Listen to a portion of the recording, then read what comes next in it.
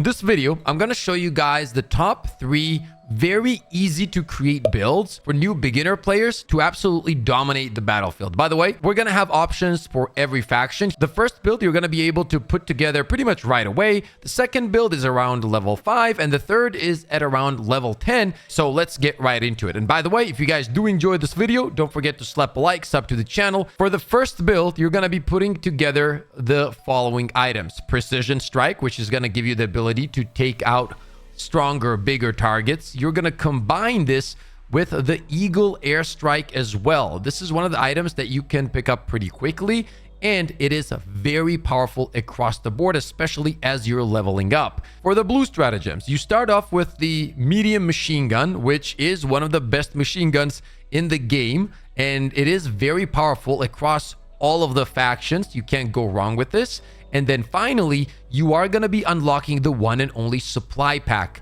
This is an S tier item across the board, and once again, it brings value to you no matter which faction you're fighting. For the booster, whatever you have available at that point, go for that one. Some of the better ones though are stamina enhancement, vitality enhancement. You also have Hellpot space optimization, experimental infusion. Now, some of this only come with war bonds, and if you want to see a full war bond breakdown of the top 5 best war bonds you need to pick up, that video is going to be in the description. For the weapons, you are going to be starting off with the Liberator, right? Like, that's going to be one of the first weapons that you're going to be using. So we're going to pick this up. Now, if you do progress through the free war bond, you can get to the shotguns as well. And one of the better shotguns that you're going to be able to use is going to be the SG Breaker. Now, this is a very powerful weapon. Mine is fully upgraded, but regardless, once you pick it up, you will see a huge difference between this and the Liberator. I personally think this is way better. This comes with the free war bond. So once you do get to this, go ahead and slap this on. But before that, yeah, we're just going to slap on the Liberator because, as I said, this is a beginner build, and that's what matters. For the secondary, whatever you have available at this point, most likely it's going to be the Peacemaker, so we're going to put that on as well. When it comes to the armor, whatever you start off with is going to have to work at the beginning, but as you make your way through the free war bond, you are going to get to the medical armor at around page 4. And this will be an absolute game changer for you guys, right? Like, this adds +2 extra stims and adds 2 more seconds of heal time on stim use, and this is very strong. So once you do unlock this, no matter what level you are, by the way, 5 or 10, pick this up, right? Like, as soon as you're here, grab this. This is going to make a huge difference when it comes to survivability. And I am going to pick up the frag grenade, right? So this is going to be our first build. Now, this build is going to be good against all factions at the start, right? You can destroy bots, illuminates, or bugs. So yeah, it's a very solid loadout. Actually,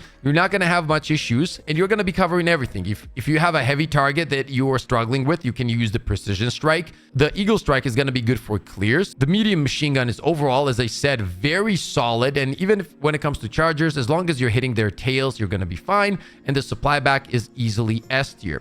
Now, the second build that I want to talk about is going to be at around level 5. Once you get there, you're going to be able to unlock tools such as the laser cannon, for example. Once you put on the laser cannon, you can also swap the airstrike or the precision strike for the strafing run. Now, strafing run is something that you can pick up from the beginning as well. Now, this build is also gonna be very useful no matter which faction you're gonna be fighting against, right? Now, the cool thing here is that the laser cannon is exceptionally strong against the bots as well. So if you're, for whatever reason, struggling against the bots, swap out the medium machine gun with the laser cannon, and you're gonna see a huge difference when it comes to performance against the bots.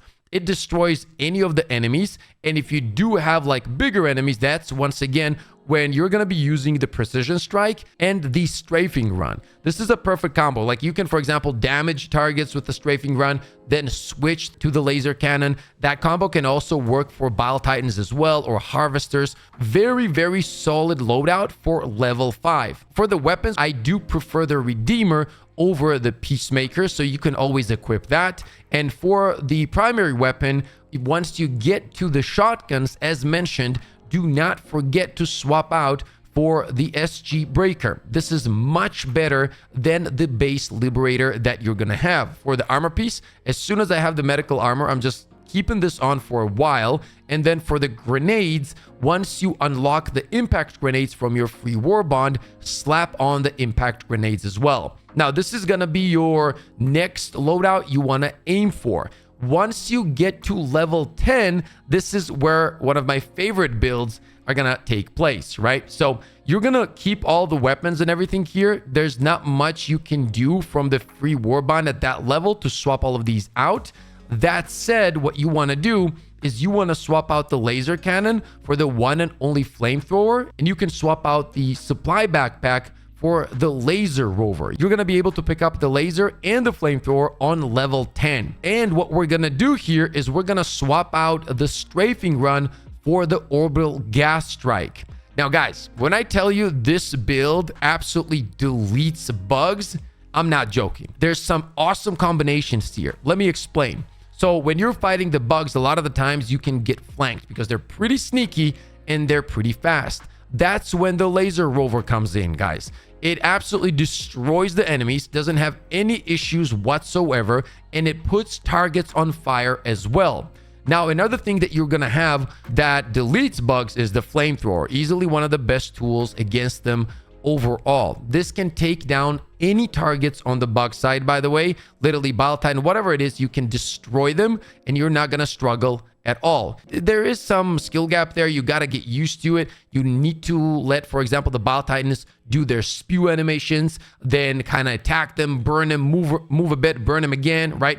But all the rest, it is a perfect tool. Another very big tip when it comes to the flamethrower is always burn the ground as you're moving backward, so you're making the enemy's life much harder because they have to go through the fire and they're taking a lot of damage. But you know what's even better than fire damage? Well, gas and fire damage, okay? That's actually much better. So what you're going to be doing here for a combo is if you're getting swarmed, you're going to drop the orbital gas as they are taking dot damage. And by the way, the gas also confuses enemies. Then you're going to be also spraying them with fire. So now they're taking double tick damage. They're confused. They're getting burned. It's incredible. And the precision strike you are going to keep for the bigger targets, such as the Bile Titan, right? Usually for the charger, you're not going to have any issues because once you confuse them, or even when they're not confused, you should be able to melt them down very fast with the flamethrower. If you're struggling with that, make sure to slap them around with the precision strike. Now, keep in mind, you got to time the precision strike because chargers do move around a lot. Then finally, I want to give you guys one more tip.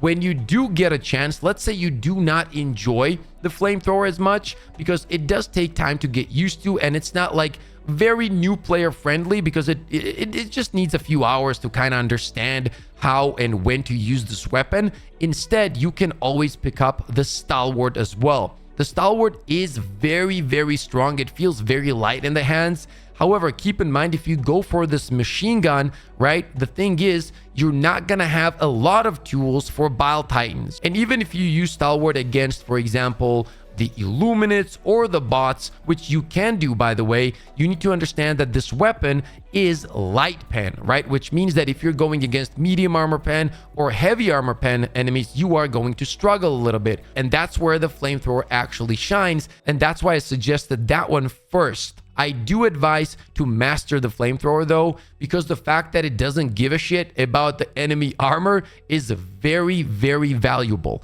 And you're going to find that very quickly once you up your difficulties. Those are going to be the 3 beginner builds that I would advise you guys slap on right away. And with these builds, you have options for every faction. To be honest, you're going to have tons of fun.